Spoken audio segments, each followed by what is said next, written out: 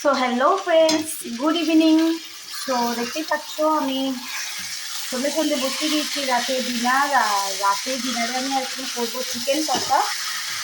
Of course যারা আমার regular blog follow করো তারা তো জানোই আমি এখন শ্রাবণ মাস পালন করছি, বাট কিন্তু নিজে খাচ্ছি না, আদার্স আমার বাড়ির তো আমি ছাড়াও অনেক মেম্বার্স আছে যারা খায়, তো আমি তাদেরকে বারণ করি না। তো দেখো আমি আজকে চিকেন কষাটা করছি, কেমন লাগছে অবশ্যই জানিও, ঠিক আছে?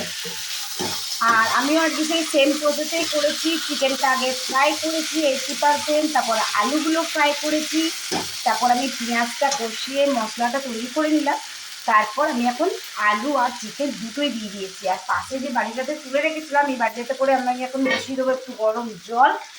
আর চিকেনটা যেহেতু আমি কষা কষা করবো তার জন্য আর কি। চলো বন্ধুরা আমি ঝটাপট করে ফেলি, বুঝলে কেমন লাগছে অবশ্যই জানিও কিন্তু। দেখো আমার চিকেন অলমোস্ট রান, মশলা একেবারে গায়ে মাখামাখি অবস্থা, বুঝলে? তো আমি এখন আমার জন্য কিছু করিনি, কারণ গ্যাসটা আমি আগে ধোবো, পরিষ্কার করব, তারপরে আমি করবো একটুখানি আমার জন্য রুটি আর আলু ভাজা, বুঝলে? রুটি আলু ভাজা করে নেবো, আমি খেয়ে নেবো। সকালবেলায় খুব সুন্দর করে গোটা জিরের শুকনো লঙ্কা তেলে ভালো করে ভেজেছিলাম আর খেয়েছিলাম ভাত। আজকে আর সকালে তোমাদের সঙ্গে ব্লগ করা হয়নি, তো এখন একটা ছোট্ট করে করলাম। কেমন লাগছে সেটা অবশ্যই জানিও। আর ওটা দিয়ে আমি মন তৃপ্তি করে ভাত খেয়েছি, জানো তো? কারা কারা ভালোবাসে এরকম করে আলু মশলা দিয়ে ভাত খেতে? যদিও আমার চেহারাটা দেখে সবাই আমাকে এরকমই বলে মোটা সোটা খুবই, তো কিন্তু আমার মাঝে মধ্যে এরকম আলু মশলাটা খেতে খুব ভালো লাগে। আমি এখন থাইরয়েডের জন্য এখন প্রায় অনেক জিনিসই ছেড়ে দিয়েছি, খাই না, বাট মাঝে মাঝে তো খুব মন চায়। আমার এতটা মাছ মাংসের জন্য মন চায় না, এতটা আমার এই খাবারগুলো খেতে মন চায় আর কি। আমি জানি যদিও এটা মোটেও ভালো জিনিস না আলু ভাতে খাওয়াটা, তো তাই আর কি মাঝে মধ্যে খেয়ে ফেলি একটু। তো দাদা তোমাদেরকে আবার দেখাচ্ছি, যে জলটা দিই, কষানো তো অনেকটাই হয়ে গেছে প্রায়, তো চলো।